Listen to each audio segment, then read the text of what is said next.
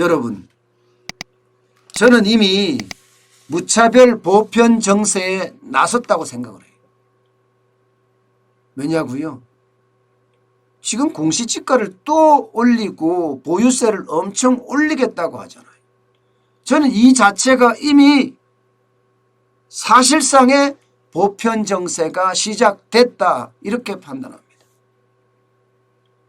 보편 정세를 지금 하라고 국책 연구기관들 뭐 앞다퉈서 이야기하잖아요. 앞다퉈서. 맨 먼저 꺼낸 게 KDI 한국개발연구원이었습니다. 지난달에 경제활동 전망에 대한 언론 브리핑에서 이렇게 이야기했어요. 당장은 어렵지만 중장기적으로 정세가 필요하다. 정세에 대한 이야기를 제일 먼저 꺼냈고요. 또 김유찬 한국조세재정연구원 원장입니다. 여기도 마찬가지로 정세를 미루지 말고 적절한 시기에 적절한 규모로 시행할 필요가 있다. 이런 이야기까지 꺼냈고요. 이재명 지사도 경제를 살리려면 복지와 경제정책의 확대가 필요한데 이 역시 정세가 필요하다. 이렇게 이야기했습니다. 또 더불어민주당의 최대 개파라고 이야기하는 더 좋은 미래 이 산하의 싱크탱크가 있습니다. 더 미래연구소 여기에서도 이야기를 했어요. 부자 정세만 가지고는 안 된다. 보편 정세가 나와야 된다. 이런 이야기까지 했단 말입니다. 심지어 청와대 정책실장도요. 정세 문제는 쉽게 결론 내릴 수 있는 것은 아니다. 공론화 과정을 거쳐야 된다. 이렇게 이야기했습니다. 이 말은 정세가 필요하다. 이런 이야기예요. 정세가 필요하다. 결국은 정세를 할 수밖에 없다 하는 이야기를 지금 정세에 대한 이야기를 많은 사람들이 정부도 당도 청도 뭐 국책연구기관도 다 이야기를 하고 있거든요. 왜 그런가 하면요. 세금이 안 올리면 안 되는 구조예요. 그만큼 지금 국가 채무 비율이 폭증하고 있습니다. 폭증. 보시는 것처럼 2020년에 840조가 넘어요. 840조. 재정적자는 지금 100조가 넘고요. 재정수지는 마이너스 5.8% 이상으로 넘어질 가능성이 크다는 거예요. 이게 여러분 여기에 국회 예산처가 지금 한 것은 43.5%잖아요. 이것은요. 정부가 이야기한 0.1% 성장률을 보일 때예요. 성장률을 보일 때. 만약에 올해 경제 성장률이 마이너스로 간다고 하면요. 이게 50%로 갈 수도 있어요. 50%로. 마이너스로 갈 확률이 굉장히 높거든요. 왜냐하면 한국은행의 전망을 할 때는 마이너스 0.2%로 봤고요. IMF 같은 경우는 마이너스 2.1%까지 봤단 말입니다. 국내 기관도 그렇고 해외 기관도 그렇고 대한민국 경제 올해 신찮다 이렇게 본 거예요. 그렇게 됐을 때는 지금 국가 채무 비율이 50%를 넘어선다는 그런 이야기도 나올 정도입니다. 그러니까 정세를 안 하고는 안 된다. 그렇게 이야기를 하는 거죠. 근데 웬일인지 정부가 너무 너긋해. 왜 이렇게 너긋하냐 하고 봤더니 이미 정세를 하고 있는 거예요. 이미 정세를. 게다가 이게 부가가치세 올린다, 뭐 소득세 올린다 이런 이야기도 계속해서 나오고 있지만 지금 당장은요. 보유세가 지금 엄청 올라가고 있습니다. 공시지가를 계속 올리니까 보유세는 올라가고 있는 거잖아요. 이렇게 되면요. 공시지가를 올리니까 보유세가 올라간다 이 말은요. 공시지가는 1주택자도 올라가는 거예요. 2주택자도 올라가고 3주택자도 올라가고 4주택자도 올라가고 누구나 올라가는 겁니다. 누구나. 집을 가지고 있다면 다 올라가는 거예요. 이게 보편 정세 아닙니까? 누구나 정세. 누구에게나 정세, 일반 정세. 이게 보편 정세라는 거예요.